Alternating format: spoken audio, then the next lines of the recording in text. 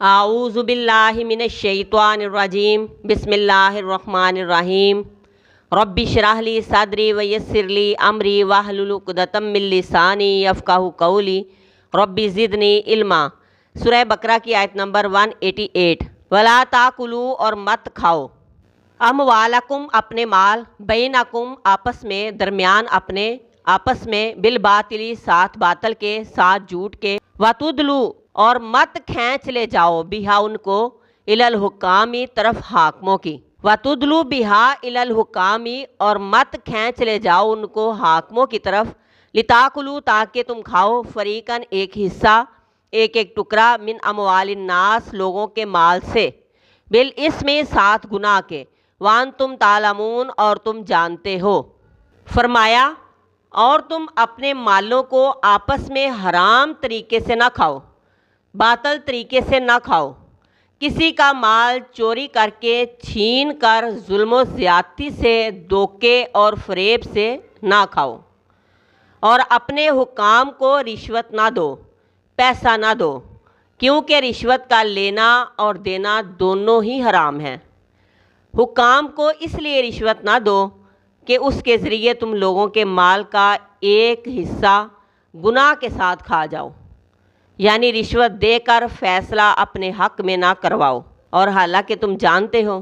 کسی کو اس کا حق نہ دینا جس کا کوئی شخص حقدار ہو، یتیم کا مال کھا جانا،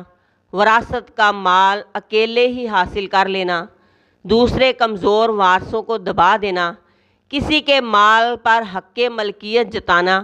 اور مقدمہ کورٹ میں لے جا کر جھوٹے گواہ بنا کر خود بھی کھانا اور فیصلہ سنانے والے کو بھی کھلانا، سب باطل طریقے ہیں۔ روزوں کے احکام کے بعد اس آیت کو لایا گیا کیونکہ روزہ نام ہے تقوی کا،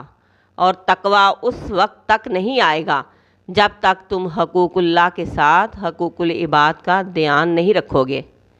روزہ بھی رکھو، حج اور عمرہ بھی کیے جاؤ، صدقہ اور خیرات بھی کیے جاؤ، لیکن اگر تمہاری کمائی میں ملاوٹ حرام کی ہو تو باقی عبادتیں بھی قبول نہیں ہوں گی۔ کسی کا مال ہڑپ کر جانا، ایک مسلمان کا مسلمان کو ہی دھوکے اور فریب میں لوٹ لینا ایک مسلمان کی شان نہیں۔ کمزور طبقے کا مال کھا جانا، اپنی طاقت استعمال کر کے، پیسہ لگا کر، اور اسی مال سے روزے رکھنا، حج اور عمرہ کرنا کہاں کی نیکی ہے؟ اس آیت میں یہی بات سمجھائی گئی ہے کہ جانتے بوجھتے تمہیں پتہ ہے کہ تم ناجائز کر رہے ہو، غلط کر رہے ہو، یہ کام حرام ہے، لیکن پھر بھی باز نہیں آتے۔ دولت کی ہوس نے اندھا کر دیا کہ تمہیں مسلمان بھائی کی حرمت دکھائی ہی نہیں دے رہی، آخرت کی پکڑ سے تم غافل ہو گئے۔